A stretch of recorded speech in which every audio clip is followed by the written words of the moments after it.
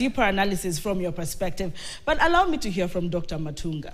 You know, you're not just a governance analyst, you're also very big on technology. But we should be moving forward with technology as much as we move forward democracy. What is the one word to summarize the state of the nation in your words? Stable. Stable. Why? How contrary to what the Member of Parliament said?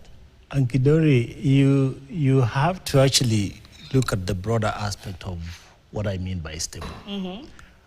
We have a country, and we have a country called Kenya. If you knew that Kenya was unstable, we would not even be sitting here. Especially those of us who know what instability in a country really means. Country at war, the economy is in tatters. You can't even afford to get gas or petrol in a petrol station. You can't even get bread in a shop. Mm-hmm. It would be a country in tatters. What I am seeing now is, in my view, a stable country.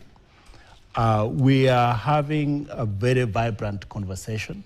At times, our conversations get to be a bit violent, one way or the other, whether you call it protest, demonstrations, or police brutality, whichever way you put it. But we still actually have a country we call Kenya. And so for me, I choose to be optimistic. I choose to look at the positive aspect of our country, and that is why I'm saying stable. Let me read this for you, the front page of the Sunday Standard very quickly. The demands of Raila Odinga. When you speak of stability then, he says, my talks with Ruto and demands. What they termed as new revelations. Opposition chief said he set free 4 ODM leaders nominated for cabinet positions on the president's request, pending an agreement arising from structured talks and fulfillment of a raft of demands that include addressing 5 key issues and a national convention to culminate in a constitutional review. Stable, you mean? The Gen Zs are still planning to go back on the streets. The Azimio leader says, fine, I set free 4 of them, but there are conditions. How sure are we that this cabinet secretary's nominees will even sail through and will have a fully functional cabinet? Isn't that a bit of instability?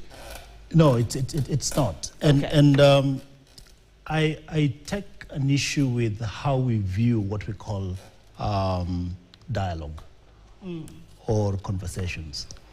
Even in homes where we are, there are instances whereby our conversations can be animated.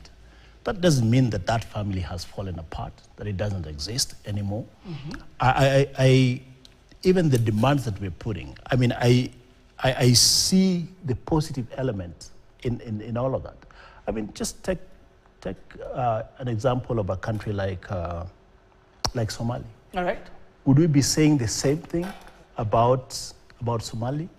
Look at the kind of engagements in South Sudan. Would we be talking about the same?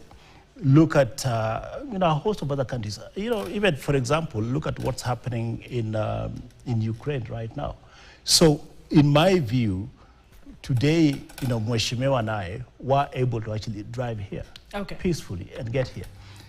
The fact that there are demonstrations, that shows that we have an opportunity to actually express ourselves, regardless of how those demonstrations or how those protests actually turn out to be.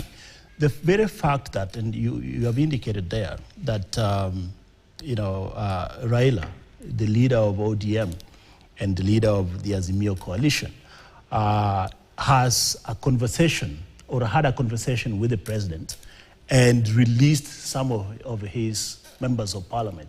That shows you something. That shows you that there's conversations going on, there's engagement going on, and there are a few other things that need to be still ironed out. And that is okay. That's a fact of life. But that doesn't mean that the country is in tatters. All right. I think it is, the end meeting the means, or the means the end, because the question is, what were the agitated Kenyans speaking on when they got to the streets? Was it a political issue?